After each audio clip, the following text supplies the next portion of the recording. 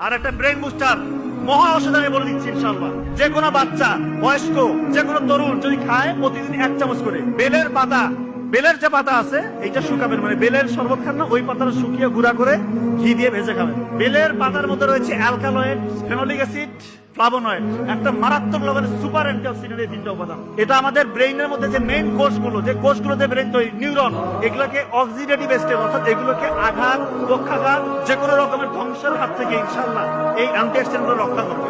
এবং বেলের পাতার মধ্যে রয়েছে বিটা ক্যারোটিন এবং ভিটামিন সি, এটা আমাদের নিউরনকে পুষ্টি যোগাবে।